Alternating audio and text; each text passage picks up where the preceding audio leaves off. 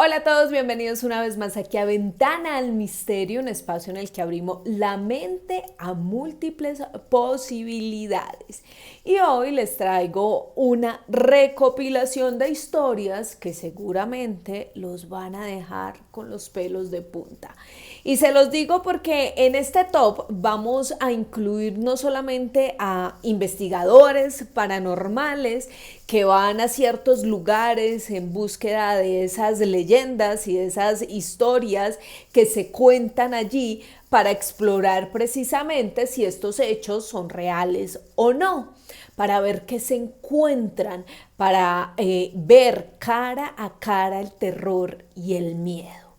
No solamente tenemos a esos investigadores, señores. Por otro lado, tenemos testimonios de algunas personas que se han encontrado con lo desconocido, con el terror, con el miedo, vivencias personales que hemos escuchado aquí como testimonios en Ventana al Misterio, que yo sé que a ustedes les llama muchísimo la atención y por eso aquí quise hacer nuevamente un video resumen con todos esos casos que de verdad a mí me dejaron impactada y como siempre les digo, vale la pena escuchar a esas personas que tienen este tipo de experiencias, respetar esas vivencias que han tenido y sobre todo abrir la mente y tratar de entender qué fue lo que pasó.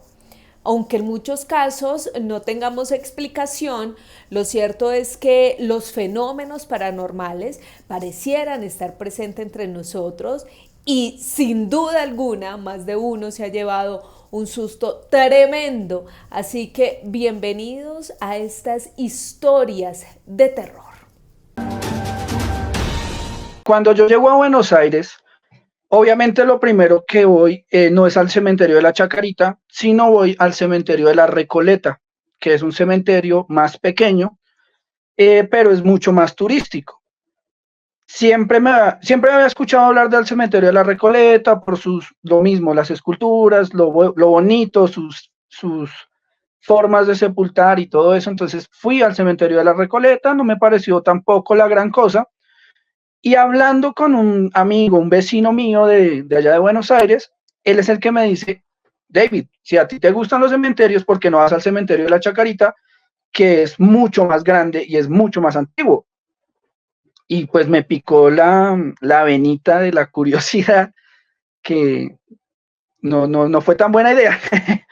Y terminé en el cementerio de la Chacarita. Por eso fui, o sea, el cementerio de la Chacarita fui de segundas, antes bueno, de todo esto, de que todo esto pasara. Y ese día fui el 23 de marzo del 2016. Fui con la que era mi expareja, fuimos con ella a visitar el cementerio de la Chacarita, y empezamos a recorrer lo normal, como siempre hacía, entraba a los mausoleos, sino que ese cementerio tiene una particularidad y es que es enorme, o sea, es un cementerio muy, muy, muy, muy grande. Una comparativa con el cementerio, más o menos el tamaño sería el cementerio del Apogeo, en En Bogotá. tamaño más o menos, en Bogotá. Pero este cementerio tiene una particularidad y es que tú cuando entras, que llegas ahí donde en esa foto que estás mostrando, quedan los mausoleos, pasas esa callecita que se ve ahí hacia el fondo, encuentras un edificio grandísimo que es un edificio que, según lo que me dijeron, era como el medicina legal donde arreglaban los muertos. Y cuando caminas más al fondo, encuentras un parque gigante donde están el resto de tumbas. Pero entonces allá las personas no las entierran o sea, no las entierran, ¿sí? O en tierra, valga la redundancia, sino que hay una especie de tumbas bajo tierra. Están bajo tierra todas, son 3 pisos y ahí encuentras los féretros. Son unos corredores absurdamente grandes donde Sí. encuentras las tumbas. Tú bajas por unas escaleritas que hay varias entradas, y bajas por esas escaleras Ahí encuentras, pues tú encuentras la escalera y encuentras una barra donde bajan los féretros. Y pues la verdad, cuando yo vi este espacio, yo no podía dejarlo pasar y dije, yo tengo que bajar a mirar, o sea, tengo que bajar. Hay unas partes en ese cementerio que son muy, muy antiguas, eh, y ya están abandonadas las tumbas. Entonces tú puedes encontrar partes donde puedes ver los ataúdes por fuera, puedes ver las tumbas abiertas, un montón de cosas expuestas. Entonces, yo bajé, ese día iba con la que era, como te decía, con la que era mi expareja. Cuando bajamos a los túneles, a estos corredores, escuchamos el grito de una mujer, pero estaba completamente vacío Exacto, allá iba. ¿Habían más personas en ese sector que No, ustedes se hayan dado cuenta? no, porque ese día era como una especie de feriado. Me acuerdo que creo que era un Viernes Santo, más o menos, era una fecha, algo así.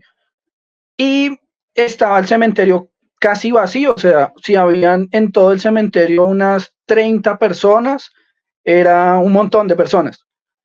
Entonces, aparte que el grito tenía una particularidad, y es que el grito no tenía eco, fue un grito seco, un grito, o sea, cuando tú hablabas en los corredores, tú escuchabas el eco de las voces, la reverberación. Este grito no tenía eco, fue una cosa seca, fue diferente. Pues la que era en esa época mi expareja se asustó mucho y me dijo, salgámonos, salgámonos. Y yo le dije, bueno, está bien, salgámonos. Cuando salimos, a Pero mí ella me se ganó la... asustó y ¿cuál fue su actitud, David? O sea, ¿a usted no le Ella, causó miedo ese sonido?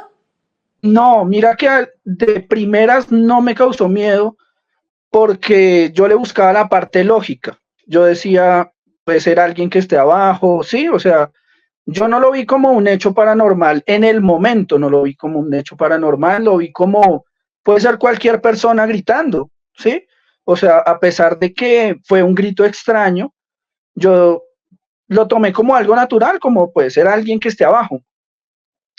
Ella me pidió que saliéramos, salimos otra vez a la parte que se ve aquí arribita, de pasto, y yo dije, no, yo tengo que volver a mirar qué fue lo que gritó, yo no me puedo quedar con esa duda. Y yo me regresé otra vez, volví a bajar por las escaleras. En ese momento saqué mi celular y empecé a grabar, pero la grabación no quedó, o sea, no, nunca la encontré. Y cuando yo bajo y empiezo a grabar, eh, empezó a oler como a carne descompuesta, a podrido, al punto de que Esto yo no ya no había me aguanto. pasado antes cuando entraste con No, él. No habías no, percibido ese olor. no, ese olor yo no lo había percibido. Ese olor yo lo percibí cuando bajé la segunda vez. Eh, y era un olor a descompuesto, era un olor a mortecino, es la palabra. Ese era el olor, a mortecino. Pero empezó suave y iba subiendo, subiendo, subiendo hasta que llegó un punto en que yo ya no me aguanté el olor y me salí. O sea, yo bajé, empecé a grabar, empecé a preguntar como, hey, ¿hay alguien aquí? No había nadie y el olor fue lo que me sacó. No fue que me pasara algo en ese momento, nada, fue el olor a descompuesto lo que me sacó. Ok, ok. Cuando sales de ese lugar, pues supongo que te encuentras nuevamente con tu pareja y en ese momento, ¿qué pasa? ¿Interactúan? ¿Le comentas? ¿Ella cómo sigue? Eh, digamos que emocionalmente después de haber tenido un susto por ese grito que nos comentabas. Ok, ese día pues tratamos como de estar tranquilos, ella estaba muy asustada, estaba muy intrigada de lo que había pasado y pues lo que haría cualquier persona fue, su reacción fue, vámonos ya, no molestemos más, vámonos ya. Y en ese momento nos fuimos del cementerio. Ok, ustedes se van del cementerio y ¿qué sucede? Llegan a su casa como si nada, simplemente fue una visita de turistas al cementerio de la capital argentina. Pero Uh cuando -huh. llegan a la casa, digamos, no sé, ¿qué empieza a suceder? ¿Cuáles son los hechos que se empiezan a desarrollar? ¿Se dan de inmediato o esto se va dando poco a poco? ¿Se les olvida lo que sucedió y vivieron en ese momento en el cementerio? ¿Qué fue lo que pasó, David? Bueno, digamos que yo ese día tuve una sensación extraña. Yo lo asimilaba con lo que había pasado, como me sentía como sucio, como cuando estás sucio, necesitas un baño. Ese día llegamos a la casa, yo me entré, me di una ducha, como que estaba un poco pensativo, pero ya, como que lo olvidé. No, después de eso empezaron a ocurrir cosas en la casa, pero no fue de manera inmediata, no fue al día siguiente o a la semana siguiente, sino empezaron a ocurrir cosas de manera paulatina, por días, por semanas. Entonces empecé a sufrir de parálisis de sueño en la casa, cosa que ni antes ni después de vivir allá me volvió a pasar. Lo Sí. primero que tuve fue 2 veces parálisis de sueño. Y me acuerdo que en las Pero parálisis, sí, cuéntanos exactamente cómo se manifestaba o qué era lo que sentías, porque dices que antes no habías tenido este tipo de situación. La parálisis de sueño, muchos aseguran que tiene que ver con que el cerebro no se apaga por completo. Digamos que esa es la explicación científica, que el cerebro no se apaga por completo, quedan algunas luces o neuronas encendidas y eso hace que te genere como la activación. ajá, sí, Pero quienes consideran que la parálisis del sueño es un fenómeno paranormal, inexplicable o misterioso, pues lo relacionan con temas de brujería. Incluso muchos hablan del famoso hombre del sombrero o el hombre de la parálisis del sueño, que es una criatura que lo aterra a uno en medio pues, del sueño que uno tiene. Y muchos otros también hablan de que se supone que cuando uno de alguna manera está metido en todo este tema de espíritus, de brujería, de cosas del más allá, pues se pueden presentar este tipo de fenómenos. Entonces, ¿por qué tú dices que tuviste parálisis del sueño? Es decir, te acostaste a dormir esa noche y ¿qué empezaste a sentir? ¿Cómo fue ese proceso? ok. En realidad fueron 2 veces las que me pasaron las parálisis. La primera, siempre me pasaban en las horas de la mañana. No era como que me acostaba y me daba parálisis inmediatamente, no, sino que me despertaba y empezaba la parálisis.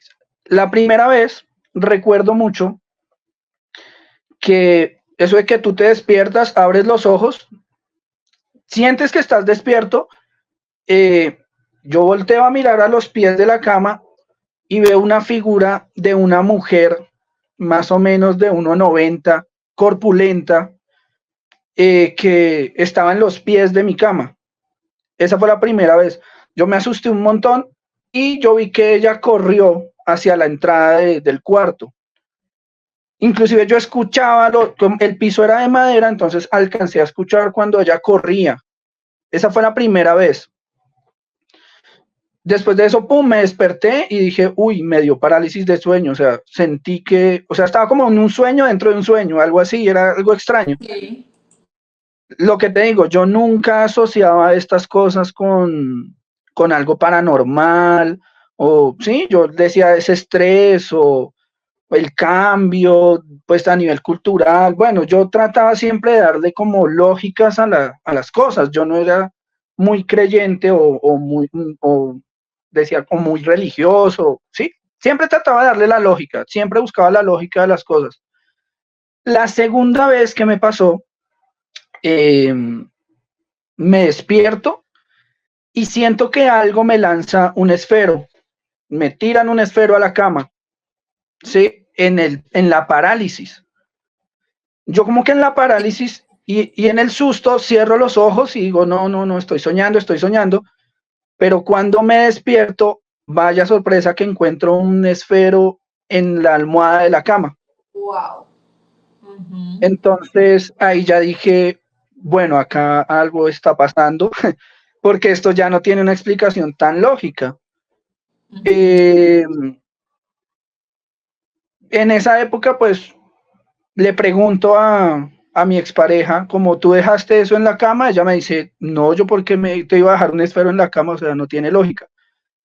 Entonces le comento, le digo, mira, pasó esto, yo me desperté, yo vi que el esfero me lo lanzaron y después encuentro el esfero en la almohada de la cama. Y ella tampoco ve como una lógica, digamos, como, ¿por qué está ese esfero ahí? Sí. Pero ella no sintió nada, no, No, no. en ese momento no.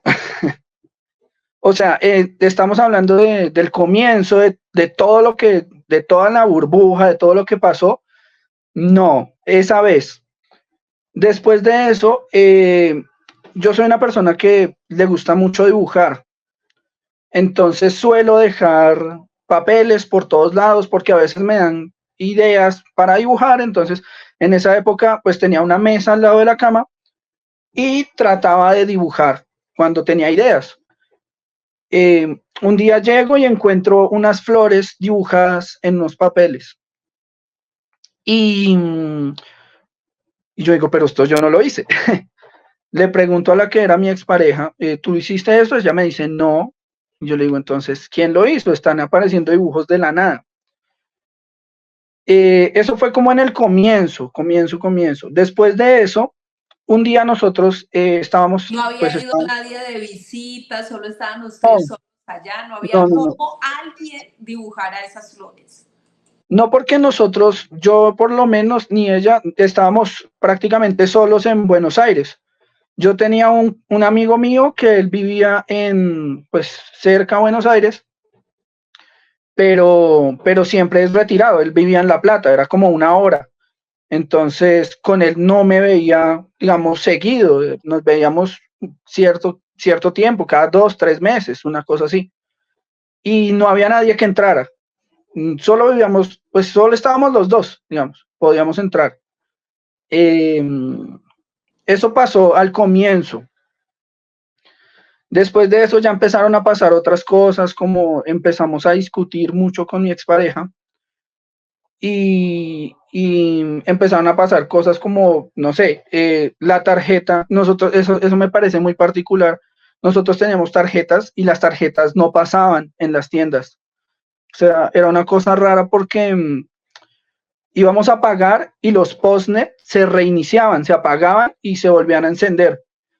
Y las personas nos decían, no, pero pues obviamente tú eres un extranjero, no, pero esto es trucho, esto, que y nosotros le decíamos, no, no sé qué pasa. Y teníamos que pasarla manual, o sea, manual es colocando todos los números de la tarjeta para que pudiera pasar la tarjeta, pero por el chip no pasaba. Luego de eso, un día estábamos discutiendo y, digamos, quedaba el cuarto y en el cuarto estaba el baño.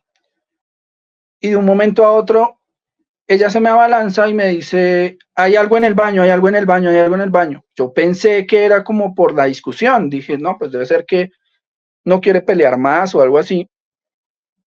Y me voy a girar y ella me dice, no, vámonos, vámonos, vámonos. Hay algo, yo vi una sombra en el baño, pero asustadísima. Entonces, pues salimos como a darnos una vuelta y ella estaba demasiado asustada, me decía que ella había visto una sombra en el baño, en una parte de un rincón del baño, había visto una sombra. Tú no viste nada en ese momento. No, en ese momento yo no vi nada porque yo estaba de espaldas al baño. Ah, ya, ya, ya, Yo ya. la estaba viendo a ella, ella estaba, digamos, sobre la cama hablándome, yo estaba de espaldas al baño y ahí fue cuando ella se me lanzó y me dijo, hay algo en el baño, hay algo en el baño, hay una sombra en el baño, me decía ella. Inclusive me decía que ella le había alcanzado a ver cómo se reía de ella. Y Y yo decía esta como, sombra quizás era de una mujer, porque me parece coincidencia lo siguiente. Uno, el grito que sintieron o que escucharon mejor dentro del cementerio parecía voz de mujer, según lo que tengo entendido. sí, era la voz de una mujer, era la voz de una mujer. Segundo hecho, la persona que tú puedes, o mejor, el ser, la criatura, la figura que tú puedes ver en medio de una de las parálisis del sueño también tiene silueta de mujer. Sí. Esta sombra que esta chica vio también quizás era de mujer. No sabría decirte, porque lo único que me dijo ella era que había visto una sombra. Nunca me dijo si era de un hombre o si era de una mujer. Solo me dijo que había una sombra y que se reía, como que disfrutaba vernos pelear, decía ella ese día, me Ah, acuerdo. Eso fue lo que empezó a pasar. Luego de eso, me pasaron cosas como mi mejor amigo, él vive acá en Bogotá, entonces a veces yo me quedaba solo en la casa y hacíamos videollamada pues para charlar con él, para saludarnos, para ver cómo estábamos. Y él me decía, y yo le contaba, le conté inclusive estas cosas que pasaron, a él le gusta mucho todo el tema paranormal, y, y me acuerdo que varias veces nos pasó que estábamos en videollamadas con él. Y él me decía, ¿con quién está? Y yo, no, estoy solo. Me decía, no, de verdad, weón. O sea, ¿con quién está? Porque yo estoy escuchando a alguien, pero yo no lo escuchaba. Él lo escuchaba en la videollamada. Yo le decía como, venga, no me asuste porque yo estoy solo de verdad y me da vaina. Y él me decía, no, weón, en serio, no lo estoy molestando. Yo estoy escuchando ruidos. Eh, Llamaba, no sé, a la esposa, amor, ven, escuche esto. Y ella sí, y ellos en la videollamada me aseguraban que estaban escuchando cosas, pero yo no las escuchaba. Digamos, yo en el espacio no las escuchaba, las escuchaban ellos a través de la videollamada.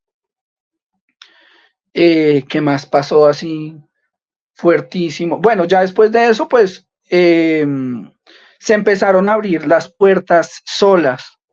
O sea, después de que, obviamente lo que te digo, esto no pasó en una semana. Ya después de los meses de que empezaron a pasar de que pasaron estos sucesos, se empezó a abrir la puerta que daba, o sea, la puerta del apartamento daba al corredor, ya para salir a la calle, digámoslo así. Las, digamos, como el pomo de la puerta no era de los redonditos, sino era alargado. Era como esos que son que tú bajas así y se abría. Tú escuchabas que lo golpeaban, que le pegaban, ¡pa! Y cuando volteabas a mirar, la puerta del corredor se estaba abriendo sola. Yo decía, pero ¿qué pasó? Y no le podía encontrar una explicación, al punto que tuve que empezar a dormir colocando tranca, como llamamos acá, pasador, para poder descansar tranquilo, porque yo decía, imagínese yo durmiendo a la 1 de la mañana y que se me abra la puerta sola, como que sí. no está tan chévere. Él es Elkin David Hernández, que precisamente vivió un hecho particular allí en el Salto de Tequendama y por eso es bienvenido esta tarde aquí en Ventana al Misterio. Gracias, Elkin, por estar acompañándonos el día de hoy. Hola, buenas noches. Muchas gracias por la invitación. Bueno, Elkin, vamos a empezar mostrando una fotografía. Este es el Salto del Tequendama y esta es una fotografía que usted tomó allí. La voy a poner completa para que ustedes puedan ver un poco más claro lo que está en el círculo rojo, que si lo vemos un poco con detenimiento pareciera ser una sombra. Pero entonces vamos a ir desarrollando esta historia de a poco, Elkin, porque yo sí quisiera que nos contara cómo pudo usted obtener esta fotografía. Uno, ¿hace cuánto estuvo en ese lugar y por qué decidió ir hasta allá? Listo. Bueno, esa fotografía fue más o menos hace unos 4 meses. Yo soy un integrante de una banda que se llama Tapias de Pilatos, que tocamos un metal oscuro y pues es basado en historias oscuras de Bogotá y Colombia. Todas las letras están basadas en algún suceso donde haya sucedido algo de bastante dolor o que sea una historia muy fuerte. Real, sí, porque el concepto de la banda es hablar de la oscuridad, pero real, que haya sucedido de verdad. Entonces decidimos ir al Salto porque queríamos tomar unas tomas fotográficas para hacer un clip. unas tomas de fotografía y unas tomas de video. Y fuimos con un amigo, pues que sí tiene unas prácticas ya más, ¿cómo les diría yo? Sí, él practica más santería y este tipo de cosas, y él quería dejarle luz a las personas que han fallecido en este lugar. Entonces, pues aprovechamos, nosotros tomamos nuestras fotos y él iba a llevar a hacer su ritual de luz. Entonces, cuando íbamos caminando, bueno, para llegar a este lugar, la carretera es muy angosta, ¿no? Súper angosta, no está pegado a esa, ¿cómo le decimos? Esa protección que tiene para que no salgan los carros, a esa especie de reja. Entonces uno va muy pegado ahí y los carros pasan muy veloz, o sea, toque súper pegado a esa reja. Y mi amigo nos dijo, tomen una foto ahí que yo creo que va a salir algo. Fue como que dijo, tomen fotos que yo creo que vamos a ver algo. Entonces, pues no, yo tomé fotos, pero pues no pensé que fuera a salir algo, ¿no? Y yo era más enfocado en lo que quería que eran las fotos. Pero sí le tenía cierto respeto al lugar porque había visto, pues yo sé que el lugar energéticamente es muy pesado, es muy fuerte. Sí le tenía mucho respeto, le tengo mucho respeto al lugar, la verdad.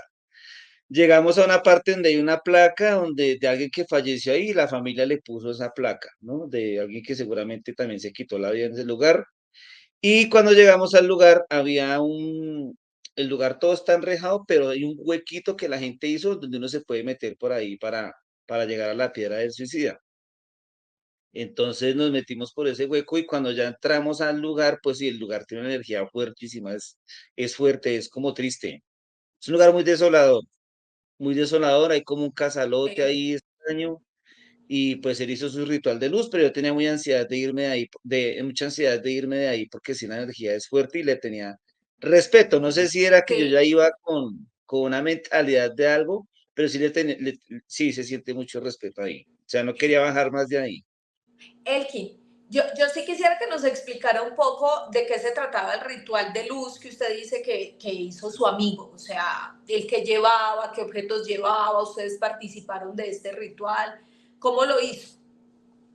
No, no, nosotros no participamos. Él lo que hizo fue llevar velas y hacer unas oraciones y dejar esas velas ahí para que las almas devoren esa luz.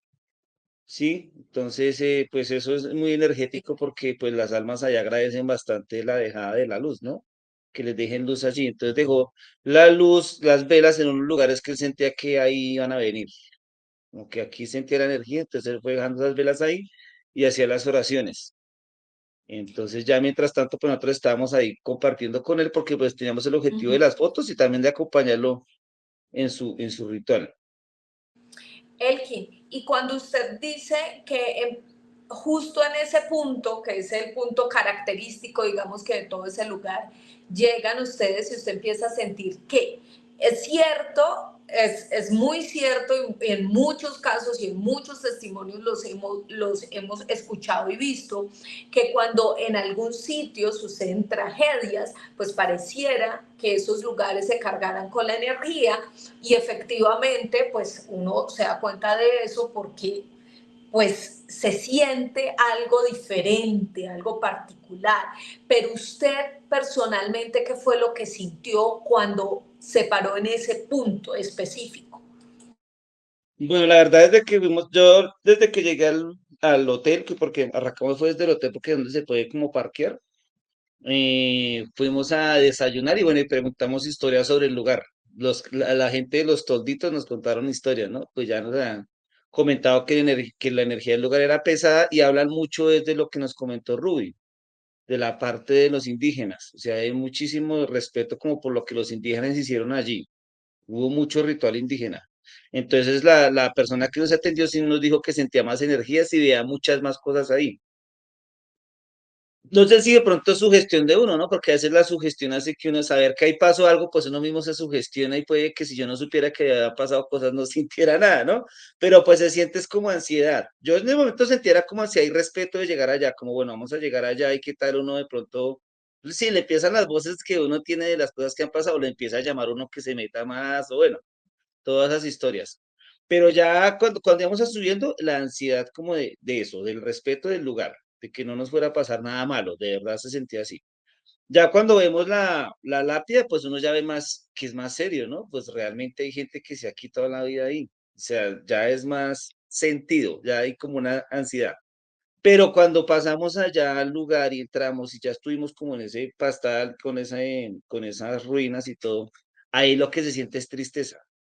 Es triste, es un lugar triste, hay una tristeza ahí. Se siente desolador. Ya no es Sí. como ansioso, sino como desolador. Y Más o sí, la energía menos, es fuerte. claro, más o menos cuánto tiempo estuvieron ustedes ahí en ese proceso de tomar las fotografías mientras el compañero hacía el ritual y todo lo que ustedes necesitaban para lo que ya nos comentaba que el objetivo realmente era ir a sacar unas imágenes para luego hacer un video. Como unos 20 minutos, ahí estuvimos. Ok, y ya estamos viendo aquí en pantalla la imagen nuevamente y yo sí quisiera que nos contara, Elkin, entonces cómo se dieron cuenta después de esta fotografía. Ustedes toman la foto, se van con tranquilidad o cómo se dan cuenta después o al instante de esto que pareciera ser una especie de sombra que está justo como en la punta del salto. Bueno, listo, ya llegué aquí como a examinar los materiales para hacer el video, porque la canción de la que vamos a hacer el video se llama La Laguna de los Muertos, que es sobre el fondo del Salto del Tequendama, que es donde caen las personas, que tiene ese nombre. Entonces, ya cuando estaba viendo, primero está esa fotografía y también hay un video. Entonces, yo primero la vi en el video. Cuando, cuando mi hijo dije, grave ahí que vamos a ver algo, ahí entonces está la voz de él diciendo eso y cuando yo veo al fondo está esa silueta. Ya me causó mucha curiosidad y yo asocié mucho la silueta porque dentro de las imágenes que manejamos en la banda del concepto, hay una imagen que usamos que es la de la persona, una persona que se quitó la vida ahí en los años 20 que se llamaba María Prieto, que era muy joven, tenía como 20 años. Ella era de Sogamoso y se vino a Bogotá ilusionada porque se iba a casar con un muchacho de Bogotá y ese muchacho de Bogotá la dejó plantada. Entonces ella ante eso como que sintió, fue muy duro el golpe emocional. Ella se fue al Salto del Tequendama, se hizo tomar una foto y cuando se dieron cuenta, y bueno, y cogió la foto y se la tomó y cuando se dieron cuenta ella ya no estaba porque se había suicidado en el Salto. Entonces hay muchas polémicas sobre esa foto porque dice que, bueno, que en esa época no habían fotos instantáneas y ella alcanzó a notar unas cosas en la foto, bueno, pero esa es la historia original de la foto, realmente la persona que sale ahí sí se quitó la vida. No sé cómo le anotaría el mensaje y todo, pero entonces esa imagen cuando yo la conocí hace muchos años, porque yo investigué mucho sobre historias como de este tipo de Bogotá, esa imagen me llamó mucho la atención porque pues es muy desoladora y la utilizamos para los videos. Entonces, cuando yo vi en el video que nosotros grabamos, pues ahí me di cuenta que era ella, porque es que es exacta, es igualita, es muy igual, idéntica. Y ya después, cuando vi el video, después corrí y la vi en la fotografía y la vi, o sea, la vi muy real, la asocié de una. Entonces, no sé si es asociación mía o realmente la imagen, pero yo se la mostré a muchas personas y todo el mundo la veía. Y de ahí viene como esa historia, además que la foto es muy curiosa porque ya esa imagen está como apuntando abajo al salto, ¿no? Está como señalándolo, como señalando ahí abajo. Y ya la gente le encontró muchas más cosas, ahí hasta en la esquina de arriba del lado de izquierdo se alcanza a ver como un demonio que la está mirando y bueno, y hay otras cosas ahí curiosas en esa foto. Bueno, yo sí tengo que decir algo aquí bien importante y es que efectivamente y sin duda alguna este es un lugar que puede tener una cantidad de misterio o que está rondado de misterio, eso es indiscutible. Es indiscutible también que allí, hasta allí haya llegado muchas personas precisamente a cometer un acto cruel contra su propia vida y que también las leyendas alrededor de este lugar en específico, pues como nos decía Rubio, vienen de tiempos remotos y poco a poco se han ido construyendo nuevas leyendas. Eso, sin duda, es real. Ahora, la fotografía.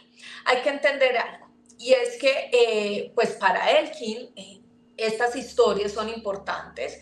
Él conocía de antemano, por supuesto, la historia del lugar, el contexto del lugar, lo que pasaba allí. Y me parece muy curioso una cosa, Elkin, y es que usted relacione precisamente la fotografía con aquella leyenda o aquella historia mejor de esa mujer que también está reportada en muchísimos libros, en muchísimas historias, incluso en el proceso, las historias orales que se cuentan respecto a este lugar. Entonces, eso sí me parece curioso que lo relacione. Ahora, podría ser también lo que dice el mismo Elkin. Él fue ya con la perspectiva de lo que sucedía allí y quizás puede ser lo que muchos llaman una pareidolia, que es esa imagen que va creando nuestro cerebro debido a ciertas cosas que conocemos o que empezamos a relacionar y que suceden en otros espacios. Pueden ser múltiples las razones, múltiples los análisis que saquemos de esta fotografía, porque claramente si la empezamos a ver con más detalles, entonces podemos imaginar lo que decía Héctor. No, arriba parece que hubiese un demonio, al lado parece la señora que nosotros vimos en la fotografía y que utilizamos para nuestra banda y la historia que muy bien investigó Elkin hace bastantes años. Pueden ser múltiples las posibilidades, pero como yo siempre les digo en este canal de YouTube, lo importante es lo que se vive, es la persona que cuenta esta historia. Y aquí, además de la fotografía, yo creo que lo más importante fue la sensación que vivió Elkin allí en ese lugar, porque sin duda alguna este lugar sí es bastante impactante. Y mi pregunta o quisiera, Elkin, redondear con usted esta historia. Después de esto, ¿qué sucede? ¿Qué siente usted? ¿Cómo vive también esta experiencia tan particular que le sucedió en este lugar? Pues para mí fue muy curioso y fue como, pues para mí, con respecto a la banda y todo, me pareció muy bueno, porque fue una señal muy interesante de que justo ella se manifieste cuando nosotros todo el concepto relacionado con esa historia, ¿sí? Es que esa historia la banda la marca demasiado. Entonces, para mí fue muy interesante esa manifestación y sea real o no, yo la siento muy original y muy parte de lo que es de la banda y de mí, porque pues yo le he dado mucha voz a muchas historias de Bogotá y Colombia que la gente no conoce y lo hago porque lo hago con mucho cariño y porque me gusta. Entonces, no sé, de pronto el hecho de hacer que la gente se interese por saber quién era y todo eso me parece muy bueno, muy interesante. Me siento como que es mucha coincidencia, pero es una coincidencia buena. Pero no me sentí mal, no hubo sentimientos no, solo lo único que sentí malestar fue en el lugar sí, de verdad, es pesado y la gente Vale. que quiera bajar más, pues mis respetos, porque a mí se me dio mucho miedo, la verdad, profundizar más en ese lugar, en ese monte, como ir caminando hacia la Piedra del Suicida, sí me parece arriesgado. Sí, y yo quisiera que Rubiela nos ayudara a analizar un poquito también esa imagen. Qué opina Rubiela de la imagen y de lo que le sucedió precisamente a Elkin y a sus compañeros cuando fueron hasta ese lugar? Lo que tú decías es muy cierto, pero hay diferentes cosas que podríamos revisar. Si lo vemos desde la perspectiva científica, muy seguramente podemos hablar de esa comparación que hace nuestro cerebro de manera inevitable al encontrar formas humanas. Es algo que está dentro de nosotros, un par de cosas que no dejan de llamar mi atención, y es el hecho, pues, uno, que sea ese lugar, específicamente ese lugar en donde tenemos, bueno, una cantidad de historias y de fenómenos inexplicables, en donde muchas personas dicen haber visto este tipo de seres que seguramente está asociado al hecho a que se quitaron la vida, ¿no? Y que hay una concepción muy traída desde la religión de que son personas que nunca van a terminar de penar. Entonces, esto no deja de ser cuando más un fenómeno, que en este momento no le podemos dar una explicación puntual. Nadie puede decir a ciencia cierta qué es lo que sucede, pero es bastante extraño y pues que, como dice Elkin, se manifestará en el marco del álbum que está grabando ellos como banda y de la apuesta que tenían como banda pues para este proceso. Bueno, y me encanta algo que acaba de decir Rubiela, y es que no vamos a poder explicar la fotografía, y eso es clarísimo, y por eso lo que hacemos se llama periodismo de misterio. Nosotros simplemente lo que hacemos es mostrarles a ustedes ciertos hechos, escuchar a las personas que vivieron ese suceso y que cada uno saque su propia conclusión. Aquí no somos científicos, aquí no vamos a analizar esto, mejor dicho, como si fuéramos la NASA para determinar si es verdad o mentira. Esto no funciona así. Esa es la realidad de este tipo de historias y de contenidos que contamos, pero lo importante siempre, siempre es poder compartir este tipo de historias. Así que yo ya sé que muchos van a empezar a escribir en los comentarios, ay, pero esa foto es un retoque, ay, pero esa foto, ya me los imagino, pero vuelvo y les repito, aquí la gente viene a contar su historia, damos múltiples posibilidades y cada quien saca su conclusión final.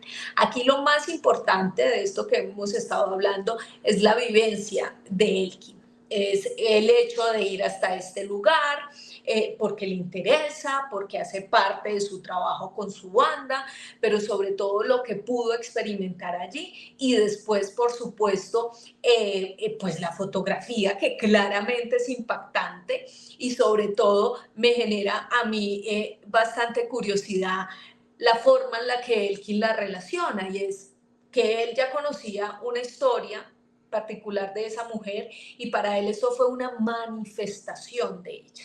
Claro, puede serlo. Esa es una posibilidad, por supuesto que sí, ¿cierto? Entonces vuelvo y les repito, aquí lo que hacemos es escuchar la historia de la gente y es muy cierto también lo que decía Rubiela. Lo cierto es que a través de la historia tenemos clarísimo que en este tipo de lugares, como les decía, se puede manifestar esta energía y también desde la religión, desde diferentes religiones nos han enseñado que las personas que cometen este tipo de actos pues quedan de alguna manera deambulando, y por eso también el amigo de Elkin hizo el ritual de la luz para ayudar a estas personas a trascender, y esto está en diferentes culturas, en diferentes religiones manifestado de esa manera, que las personas pueden trascender precisamente después de que se cometen este tipo de actos. Elkin, muchísimas gracias por estar aquí en Ventana al Misterio, por contarnos con tanta tranquilidad su historia, por dejarnos ver esta fotografía que por supuesto es muy personal para usted. Muchas gracias. Muchas gracias a ustedes por estos espacios que son realmente muy valiosos. Gracias, Rudy, gracias a ti. Bueno, y después de Elkin vamos a pasar aquí con otro invitado porque vamos a seguir hablando ahora, Rubiela, de Armero. Y Armero es un lugar también bien interesante, bien particular, porque allí claramente está marcado de dolor, está marcado de una historia muy triste, muy agobiante, pero que además después de todos los hechos que sucedieron allí por una catástrofe natural, pues empezaron a sentirse precisamente fenómenos interesantes o particulares, fenómenos que la gente ahora llama paranormales, y son también muy relacionados a la historia anterior, a esas almas que quedan deambulando en esos lugares en específico. ¿Qué podemos hablar de Armero, Rubiela? Primero podemos hablar de un antes y de un después con este tema de los fenómenos paranormales, por llamarlos de alguna manera. Como sabemos, la tragedia de Armero ocurre el 13 de noviembre del 86, que cuenta con más de 23,000 víctimas. O sea, démonos cuenta en este inicio por la magnitud de la cantidad de personas que perdieron la vida en este evento catastrófico, pero de todas formas la población, las personas que vivían en Armero le daban una explicación, digamos que espiritual al hecho de esta tragedia, que estaba relacionada con la muerte del sacerdote de Armero en el año 1948. Después del Bogotazo y después de la situación que se dio, al sacerdote lo buscan y lo matan por su filiación política. Entonces él maldice el pueblo y él dice que el pueblo desaparecerá, y dentro del imaginario colectivo queda que la maldición del sacerdote tomó ese efecto y que lo que sucedió fue que la avalancha es un producto de la maldición que da el sacerdote. Eso en primera instancia. No deja de ser particular el hecho que cuando la avalancha se lleva a la ciudad de Armero, el único lugar que la avalancha no toca es el cementerio, que es un lugar sagrado. El cementerio queda puesto allí como un lugar, sí, que se conoce como sagrado, y que dejó como ratificada la historia de que lo que había sucedido en Armero había sido la consecuencia de una maldición. Bien, ya estamos a punto de cumplir casi 40 años de la tragedia de Armero. Y pasado el tiempo y pasado el dolor, lo que sucede en Armero es que se vuelve un fenómeno de visita, se vuelve un fenómeno en el que la gente tiende a ir. La tumba de Omaira Sánchez, que es una de las víctimas más recordadas de este tema, pues por ser una niña tan pequeña que estuvo durante tanto tiempo en sufrimiento y que finalmente no pudieron rescatar y que pierde la vida allí en el lugar. Es un lugar en el que uno puede ver que la gente va a dar gracias porque de alguna manera le dan un tono santificado, pero adicionalmente es un lugar al que se asiste lastimosamente a hacer mucha brujería hoy día. Las personas de la zona denuncian que el cementerio de Armero prácticamente son sacado en totalidad, porque pues Armero en su momento fue un lugar muy próspero. La gente era enterrada con sus artículos de oro, con dientes de oro, ese tipo de cosas. Entonces, por un lado está el saqueo de tumbas, pero por otro lado está el hecho de que van a buscar elementos para hacer rituales de todo tipo, los rituales de brujería, rituales de santería, que los ritos paleros son los que requieren los huesos de las personas específicamente para que tengan ese efecto deseado. Entonces es muy difícil que se haga un control de ese lugar, no hay en este momento autoridades, y la proliferación de ritos de brujería y sobre todo de magia negra en ese lugar, en este momento es muy elevada al punto de ser ya una denuncia formal, y se ha requerido que las fuerzas militares o que algún ente público haga presencia en el lugar para que evite este tipo de saqueos y este tipo de situaciones que siguen ocurriendo de manera sistemática. Entonces, por eso decía que la historia de Armero se parte en dos. Una, pues con la tragedia, la maldición y toda esa historia que ya de por sí tiene una connotación muy fuerte y muy triste, muy fría, y luego este segundo episodio en donde la gente acude en búsqueda de elementos de la brujería. Recordemos que la brujería tiene como centro ese hecho de utilizar elementos de muerte para asociarlos y atraer más muerte. Incluso hace poco leí una investigación que hay muchos ritos que hacen allí para maldecir familias enteras y generaciones enteras por lo poderoso del lugar. Entonces es un lugar que concentra por lo menos una energía muy oscura en torno a los deseos de la gente que va a hacer ese tipo de ritos en búsqueda del daño. Sí, Rubiela, ¿quién mejor que usted para contarnos o hacernos un contexto de este lugar? Y es que efectivamente es un lugar lleno de muchas cosas, es una mezcla de misterio. Entonces está la leyenda del sacerdote y ahí sale, por supuesto, digamos que la explicación de la tragedia que sucedió ahí, que dividió la historia incluso de este país en dos. Salen también personajes que se destacan, como por ejemplo la niña Omaira. A la tumba de ella van miles de personas como si fuera una santa a pedirle favores, pero también está todo el lado oscuro detrás de lo que pasó después, las personas yendo hasta este lugar a saquear las tumbas, a hacer brujería, a cometer actos indebidos, incluso muchísimos, invocando también a los espíritus que claramente quedaron allí después de la tragedia y del dolor que sucedió en este lugar. Pero bueno, después de pasar del salto de Tequendama, vamos a Armero, porque aquí ya veían ustedes antes una fotografía, es esta fotografía, esto es Armero. pero una persona que estuvo allí, también gracias a Rubiela que nos ayudó a contactarnos con él, fue Sebastián Mejía. Sebastián Mejía, bienvenido aquí a Ventana al Misterio y gracias por acompañarnos esta noche para contarnos su historia. Hola Joana, espero que estés muy bien y muchas gracias a ustedes por la invitación. Sebastián, vamos a empezar tal cual como lo hicimos con Elkin. Y lo primero es, ¿usted por qué decide ir a Armero? ¿Cuándo fue esto? ¿Y en qué contexto? Porque ahí en esa fotografía se ven varias personas. Entonces, ¿usted de quién estaba acompañado en este lugar?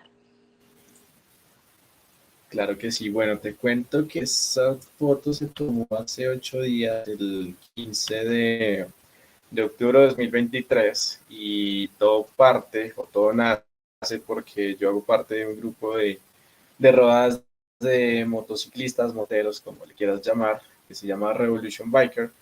Y bueno, con ellos cada 8 días hacemos rodadas a diferentes sitios. En esta ocasión el plan se ideó para que fuera Cambao, pero pues al darnos cuenta que Armero estaba ahí a unos 15 minutos, pues decidimos ir y nos adentramos al lago junto con un guía. ¿Sí? Entonces hicimos un tour muy rápido, muy express, donde pues nos contaron la historia, exactamente lo que estaba contando Ruby y lo que estabas contando tú. El tema del sacerdote, el tema de los policías, el tema de que era un pueblo muy próspero, que la gente no quiso abandonar el sitio porque pues era gente que tenía 5 o 10 propiedades y no querían pues dejarlas en abandono.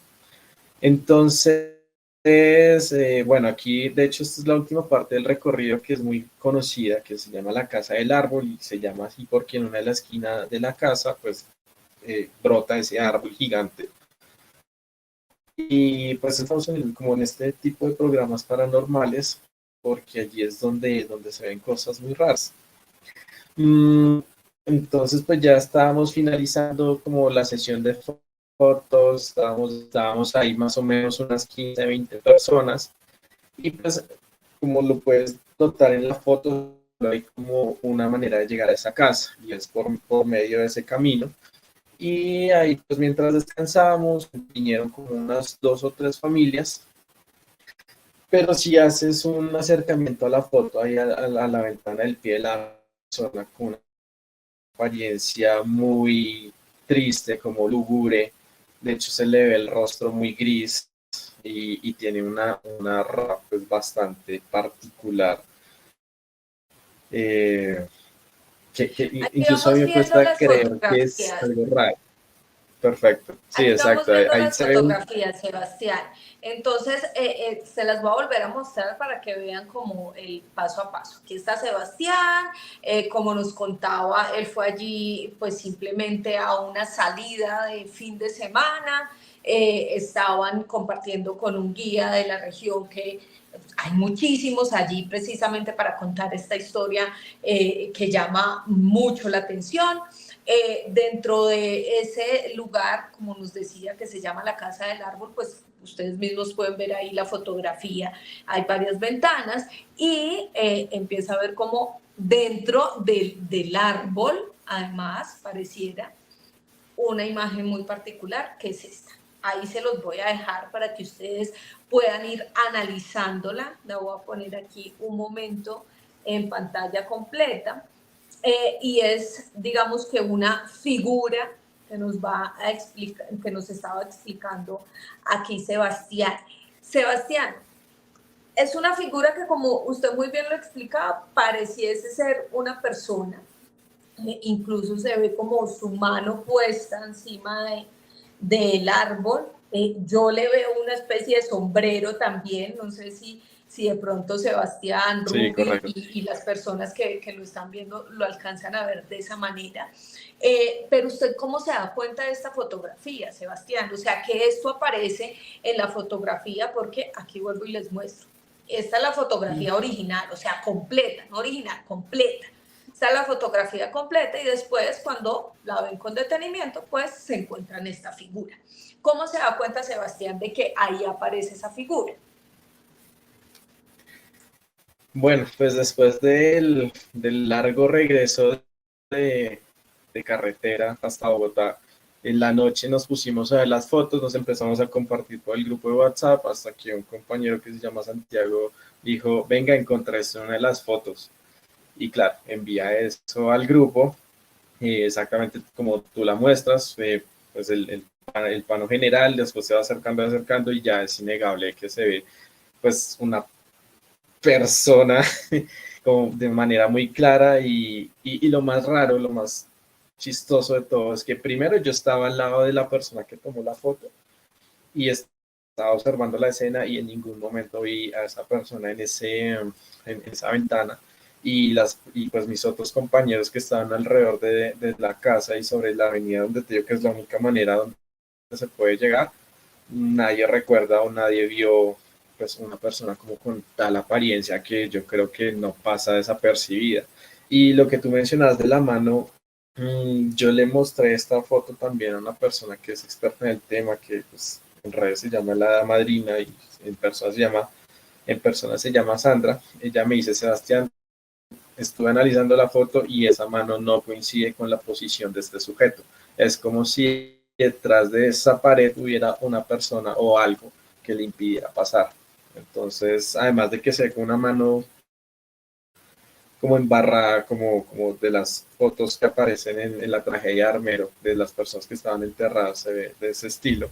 Entonces, hay mucho que analizar en esa foto, la verdad. Yo creo que es alguien que de pronto por algún lado entró, pero es que tiene una apariencia demasiado como que te inspira pena, te inspira dolor, te inspira tristeza, eh, deja como abierto el debate, ¿no? Como, o sea, es que se ve muy claro Exacto. y no, pues es, es muy raro porque, digamos, las fotos de este tipo es como que, bueno, se ve una sombra, de pronto se ve un manto, como lo veíamos en el caso del salto de Tequendama, pero es que aquí es muy explícito.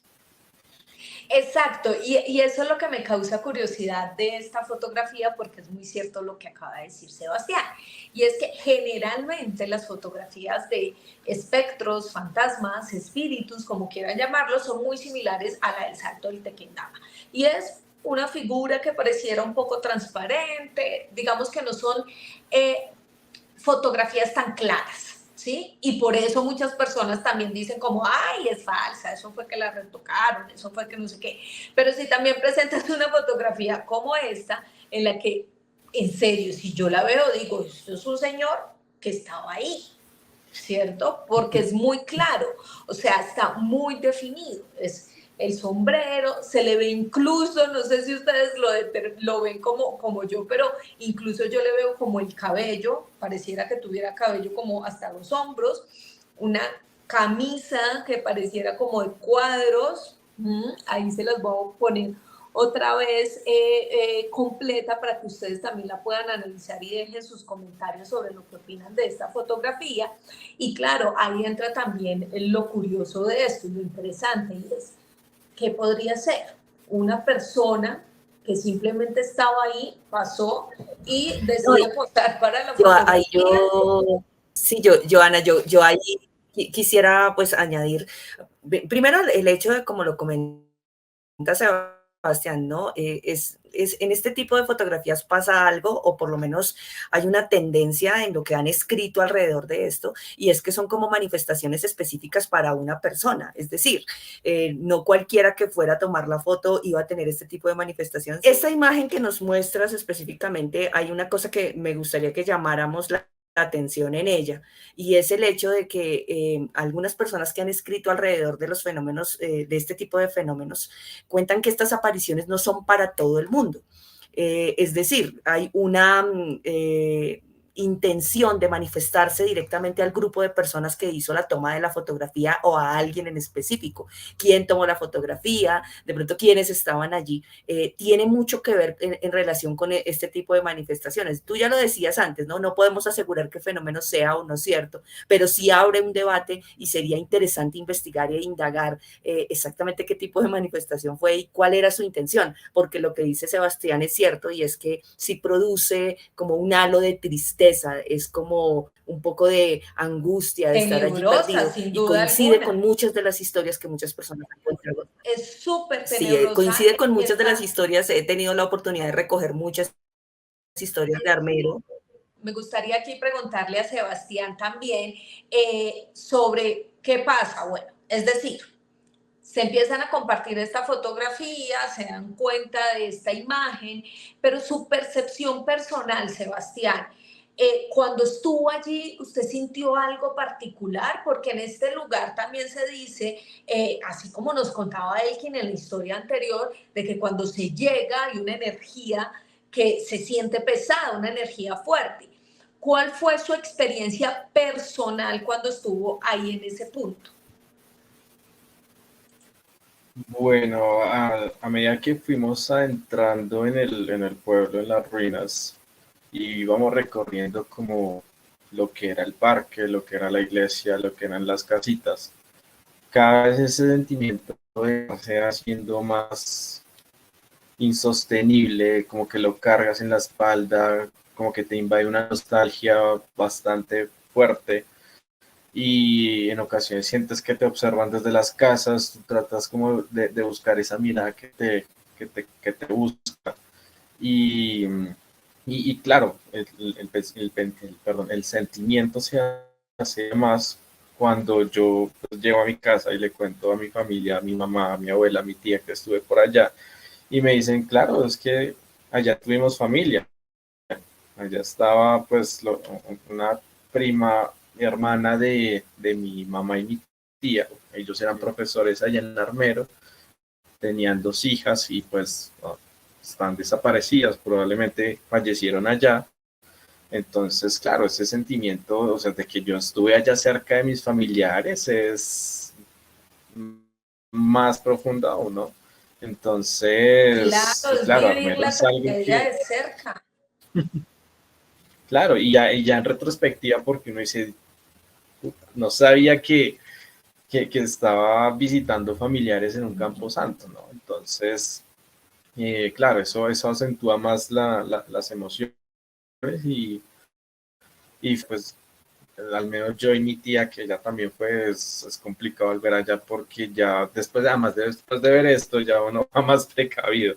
Claro, Sebastián.